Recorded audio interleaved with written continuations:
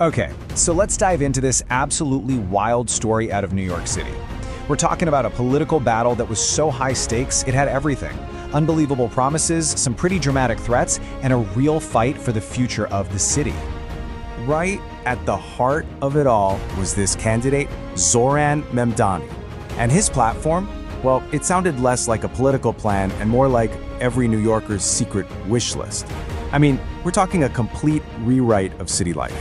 Free buses, frozen rent. He basically promised to turn the city that never sleeps into the city that never pays a bill. But, for every action, there's an equal and opposite reaction. And that reaction was Donald Trump.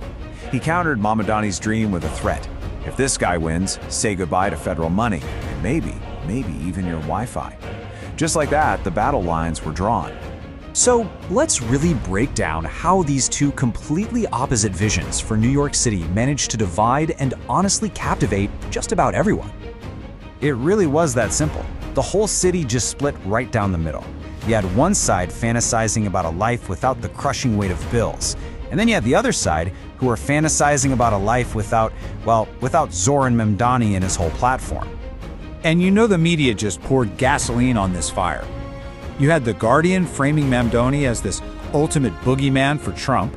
Meanwhile, Fox News was basically predicting a communist takeover, just, with better views. The difference in coverage was just wow. Okay, so let's get into the campaign itself, because how this all played out on the streets was, well, it was anything but normal.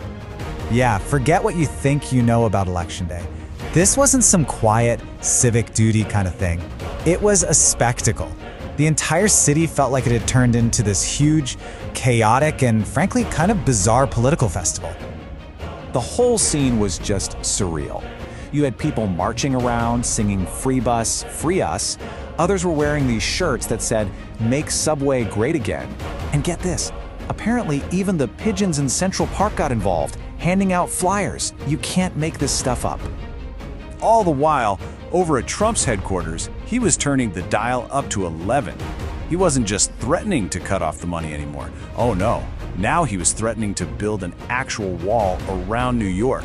And he had a very specific idea of who was going to pay for it. And the voters? They were just as divided as the headlines. Mamdani was really connecting with young people and immigrant communities. Trump, on the other hand, seemed to be rallying this coalition of, angry grandmas and people who were just really fed up with using Venmo.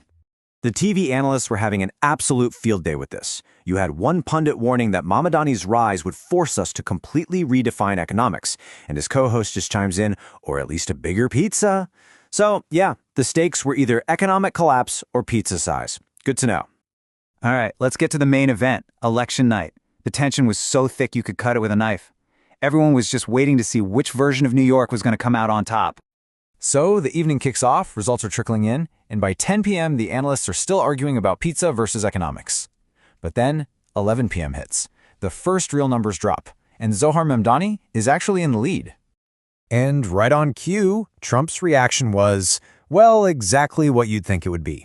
He immediately hops on Truth Social, calls the whole thing rigged, and basically accuses Mamdani of bribing voters with the promise of free subway rides. But Mamdani, in his first statement, he took a completely different path. Instead of fanning the flames, he went for unity, even extending an olive branch to the people who'd been calling him a communist. It was a pretty stark contrast. But hold on, the story isn't over yet. Let's talk about what happened next, and the pretty clever way this whole standoff finally got resolved. So, naturally, the first question on every reporter's mind was the big one. With all this free stuff, how in the world are you going to pay for it? Seriously, how are you going to balance the budget? And his answer was just perfect. He just calmly says, through creativity and canceling all government Netflix subscriptions. I mean, what a way to handle it. A solution just as absurd as the whole campaign. About a week later, Trump sends this message that was very on-brand.